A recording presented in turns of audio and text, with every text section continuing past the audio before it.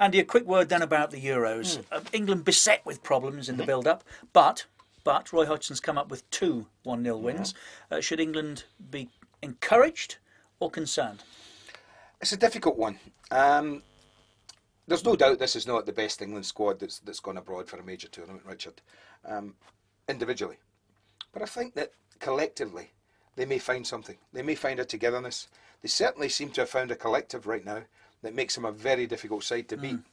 And as we know from the last World Cup in particular, you don't have to score too many goals to win a major tournament these days. Spain proved that the last World Cup. I think they won it scoring 8 goals in total. So England know they don't have to score too many goals, but what they have to be is really well organised, well disciplined, and play the football that way, certainly until Wayne Rooney comes back into the fold. So it's an important first 2 games for them, and that they're not out of the tournament, and that by the time the Ukraine game comes along as the last game, that they can still get through to the knockout stages. People won't like them being the way they are. That might not be great to watch if you're an England fan. It might be dull. You'll see the other teams with far more possession, I think, than England will have. But as Roy has shown in the first 2 games as coach, no one's broken them down yet. No one scored a goal against them. And the rest of the teams in this competition will know that. That won't have gone unnoticed, trust me, in world football, certainly in European football terms. So England then go without the weight of expectation. Will that be enjoyable? I think so. I think this is a free one as far as Roy's concerned. It gives him an opportunity to have a look at a lot of players who don't have major tournament experience in the way that he probably wouldn't have had all the older players still been around and not been out through injury and various other problems that they've had. So I think Roy's getting a free one here, and England are getting a free one. And the press so far have been okay with them. Okay with them.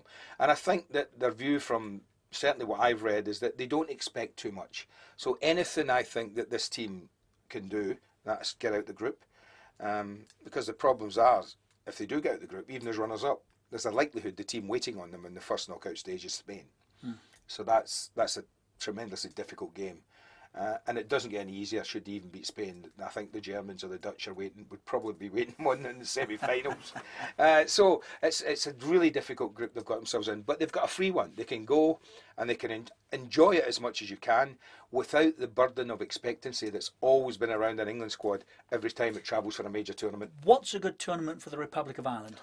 I think if they got out the section, they would consider it a really good tournament.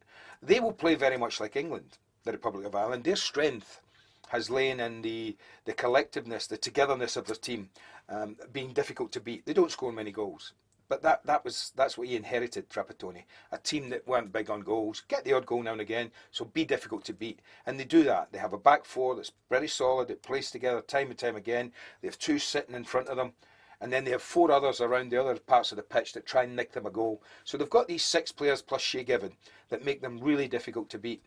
And I think that, again, I think the fixtures are falling their way. I think Croatia first up is their European Championship Cup final. Because I think if they win that one, I think there's a great chance they can get through to the latter stages. Spain will be difficult, but the last, I think, 5 times they've played the Italians haven't beaten them. So they will go into that last game against the Italians, and the Italians will have played Spain, they will have played Croatia, and Ireland will know exactly what they have to do against Italy. And I think they've got a great chance. You called a Manchester City title win last season before a ball moved. I got lucky. Have you got a projection for us and a tip this time? What? In the championships, European championships, everyone's betting Germany, everyone's betting Spain. I just have a sneaky there'll be a surprise this year. I don't know why. I just think the groups, Germany could easily fail in their group. No, that sounds daft. But they've got the Dutch and Portuguese in there, as well as the Danes, who are incredibly difficult and tough to play against. So that's not an easy group to get out of. And, if it happened that the Germans failed to get through, I wouldn't be surprised. I don't know. I think if the French don't beat themselves, and you know what I'm saying about that, if they don't beat themselves the way they did in the World Cup 2 years ago, I think with the confidence they go into this tournament, and it's a real opportunity for them to emulate what they did in 98 and 2000, and that's win a major international tournament. But if I was really putting money on somebody to win the tournament right now, I think I'd be edging towards the Dutch. I think there's a big tournament win in them, and I think the disappointment of the World Cup final still rankles with the vast majority of this squad, and I think they've probably got better since then. Whatever else, enjoy it every game, every goal, every day on TalkSport.